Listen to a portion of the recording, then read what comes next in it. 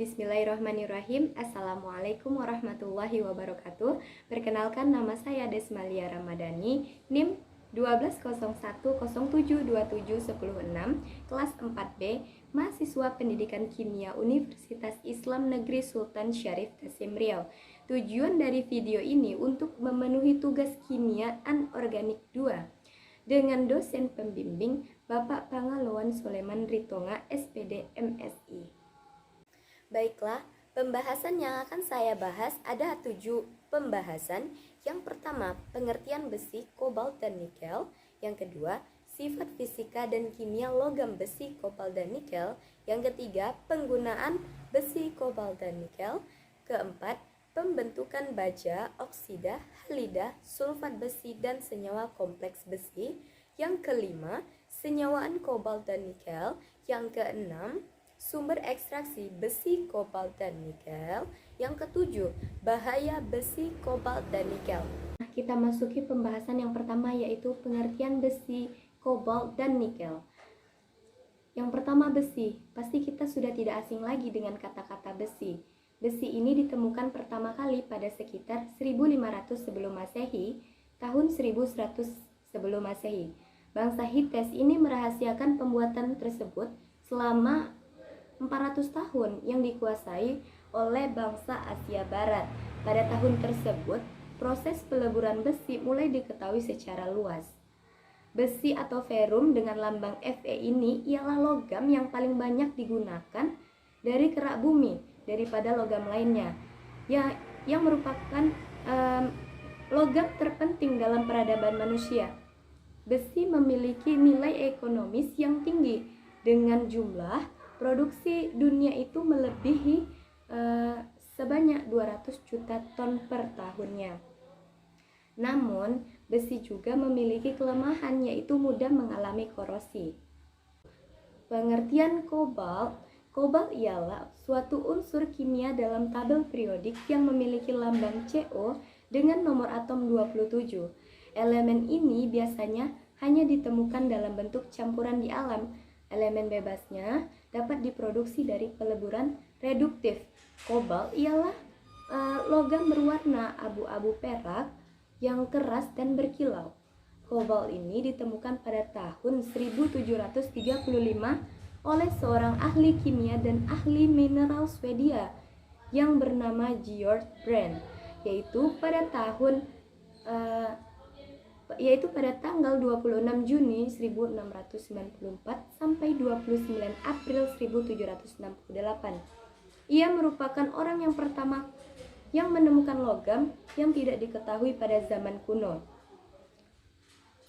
Yang selanjutnya yaitu nikel. Nikel pertama kali diklasifikasikan sebagai unsur kimia pada tahun 1751 oleh Axel Friedrich Konstedt, yang awalnya mengira biji tersebut sebagai mineral tembaga di tambang kobalt di Los Hälsingland, Swedia. Nikel yaitu logam berwarna putih keperak-perakan yang berkilat dan dapat ditarik. Pembahasan yang kedua yaitu sifat fisika dan kimia besi, kobalt, dan nikel. Yang pertama, sifat fisika besi, yaitu besi memiliki lambang Fe dengan nomor atom 26, golongan ke-8, periode ke-4. Memiliki karakteristik metalik mengkilat keabu-abuan, fasenya padat. Logam besi ini memiliki sifat yang keras, kerapatan yang tinggi, dan daya hantar listrik yang lebih baik dibandingkan logam golongan utama. Titik didih dan titik leleh yang cenderung tinggi karena ikatan antar atom logam ini pada unsur transisi lebih kuat. Sifat kimia besi mempunyai sifat paramagnetik, yaitu sedikit tertarik ke dalam medan magnetik.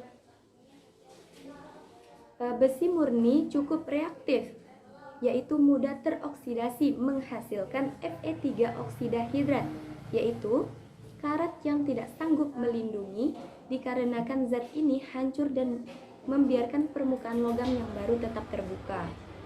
Logam besi mudah larut dalam asam mineral, bereaksinya dengan asam non-oksidan dan tanpa udara akan menghasilkan Fe2 jika ada udara, atau jika yang dipergunakan HNO3 encer panas, sejumlah Fe2 akan menjadi Fe3.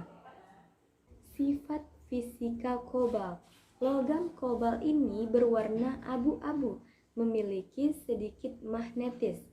Bentuk keadaan kobalt berupa padatan, memiliki 7 tingkatan oksidasi, yaitu -1, 0, +1, +2, +3, +4, dan +5. Mendidih pada suhu sebesar 35.200 derajat Celcius dan melebur pada suhu setinggi 14.900 derajat Celcius. Kobalt ini memiliki konduktivitas listrik dan termal yang baik. Sifat kimia kobalt yaitu mudah larut dalam asam-asam mineral encer. Kobalt kurang reaktif, bereaksi dengan hidrogen sulfida membentuk endapan berwarna hitam. Tahan korosi, dan kobalt ini bersifat ferromagnetik. Sifat fisika nikel. Nikel merupakan unsur kimia metalik dalam tabel periodik, memiliki simbol Ni dan nomor atom 28. Nikel memiliki sifat tahan karat, keras dengan bentuk struktur kristalnya FCC dan bersifat magnetis. Memiliki sifat yang kuat liat, tahan korosi, dan dipergunakan secara luas sebagai unsur paduan.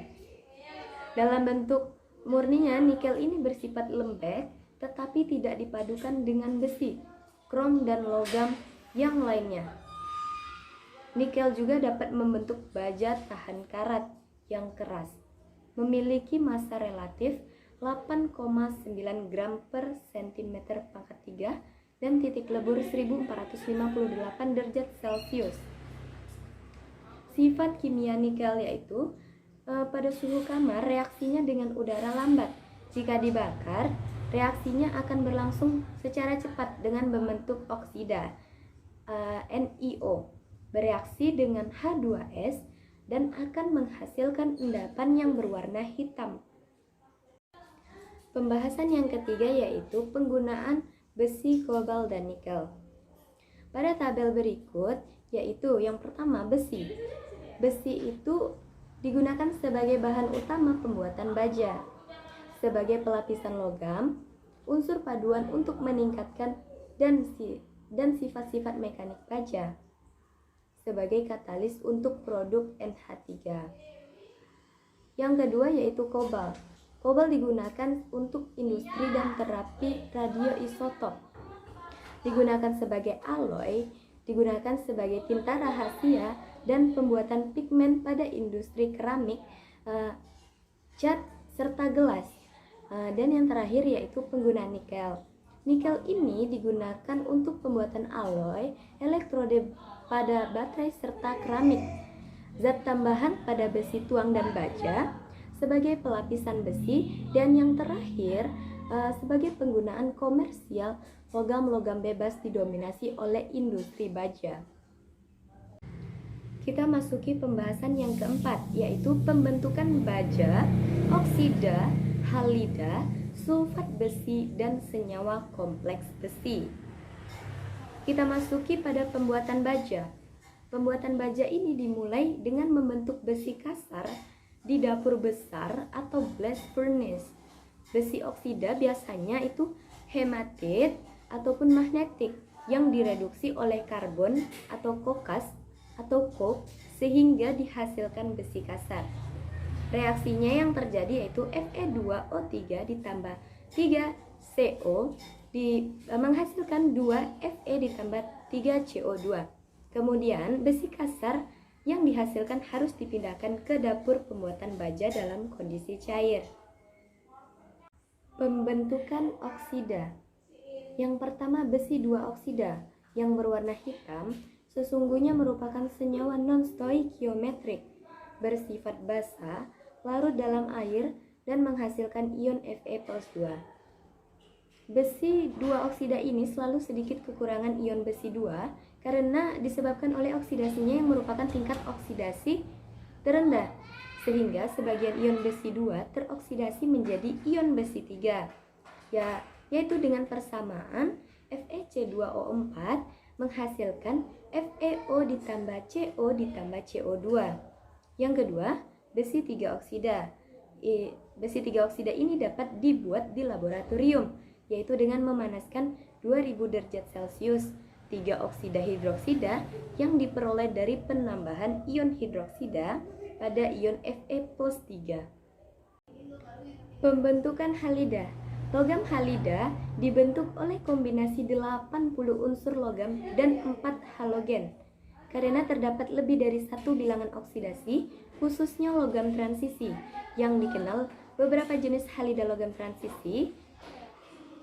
Halida ini sangat penting sebagai bahan awal preparasi senyawa logam dan kimia anorganik. Senyawa logam bergantung pada halida logam. Pembentukan sulfat besi. Yang pertama, besi 2 sulfat. Besi 2 sulfat ini senyawa kimia dengan rumus FeSO4. Besi 2 sulfat diproduksi secara komersial dengan oksidasi mineral pirit. Yang kedua, besi 3 sulfat. Besi 3 sulfat ini dapat dihasilkan dari reaksi oksidasi besi 2 sulfat yang dihasilkan dari reaksi besi dengan asam sulfat encer.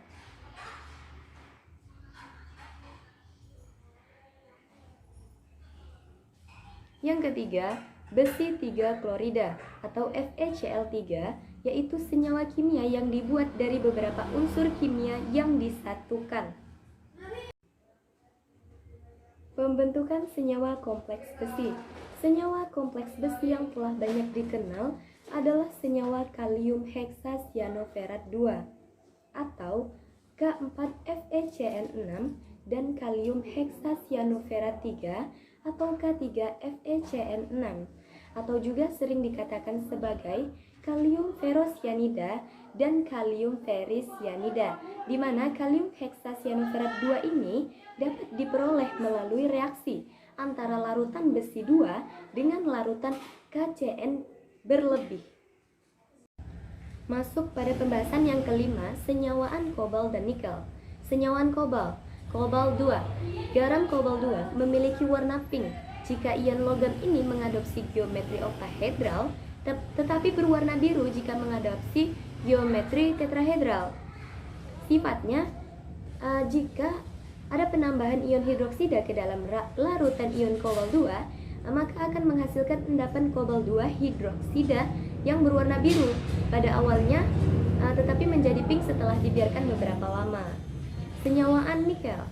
Sebagian besar senyawa kompleks nikel yaitu mengadopsi struktur geometri oktahedron, hanya sedikit mengadopsi geometri tetrahedron dan bujur sangkar. Ion heksa aquanikel ini memiliki warna hijau. Sifatnya, jika ada penambahan amonia akan menghasilkan ion berwarna biru heksaamino nikel 2. Masuk pada pembahasan yang keenam, yaitu sumber dan ekstraksi besi, kobalt, dan nikel. Sumber besi di alam yaitu ada magnetit, hematit, siderit, dan limonit. Keberadaan kobalt di alam. Nah, di alam, kobalt ini biasanya diperoleh sebagai biji smaltit dan kobaltit yang biasanya berasosiasi dengan nikel dan tembaga. Keberadaan nikel di alam ada pada laterit, pentlandit, dan pirrotit. Ekstraksi besi. Pada ekstraksi besi memerlukan bahan dasar yaitu biji besi hematit, magnetit, bahan tambang batu gamping, atau pasir. Kokes yaitu sebagai reduktornya. Dasar reaksinya yaitu reduksi dengan gas CO dari pembakaran tak sempurna. Tempatnya yaitu ada dapur tinggi atau tanur yang dindingnya terbuat dari batu tahan api. Yang A, reaksi pembakaran saat udara yang panas dihembuskan sehingga membakar karbon, maka akan terjadi gas CO2 dan panas.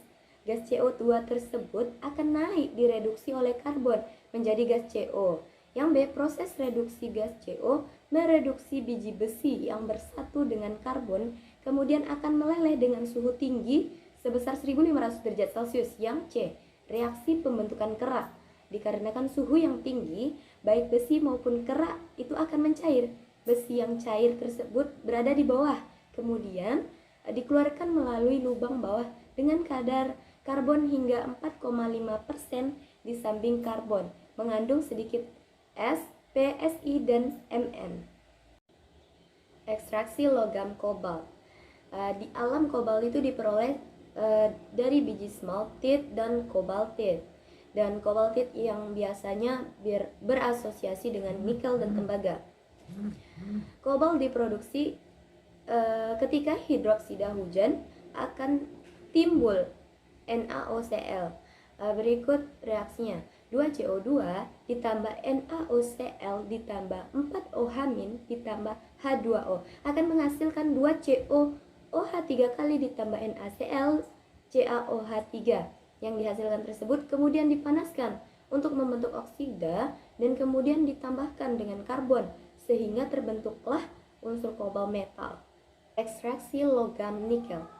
Proses pengolahan biji nikel dilakukan guna menghasilkan nikel matte, yaitu produk dengan kadar nikel di atas 75%. Tahap-tahap utama dalam proses pengolahan nikel ialah sebagai berikut. Yang pertama, pengeringan di tanur pengering, yaitu memiliki tujuan untuk menurunkan kadar air biji laterit yang dipasok dari bagian tambang dan memisahkan biji yang berukuran 25 mm.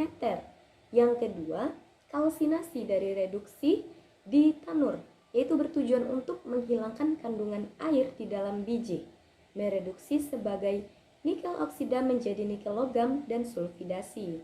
Yang ketiga, peleburan di tanur listrik, yang yaitu manfaatnya untuk melebur kalsin hasil kalsinasi atau reduksi sehingga terbentuk fasa lelehan matte dan terak. Yang keempat, pengkayaan di tanur pemurni berguna untuk menaikkan kadar nikel di dalam matte mulai dari sekitar 27% menjadi di atas 75%. Yang kelima, granulasi dan pengemasan memiliki fungsi untuk mengubah bentuk matte dari logam cair menjadi butir-butiran yang siap diekspor setelah dikeringkan dan dikemas. Pembahasan ketujuh, bahaya besi, kobalt, dan nikel.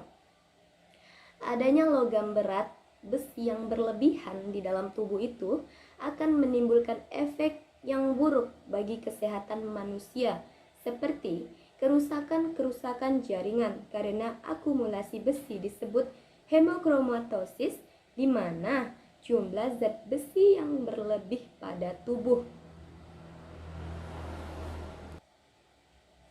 Pencemaran dari suatu proses kegiatan, yaitu berupa limbah yang dihasilkan.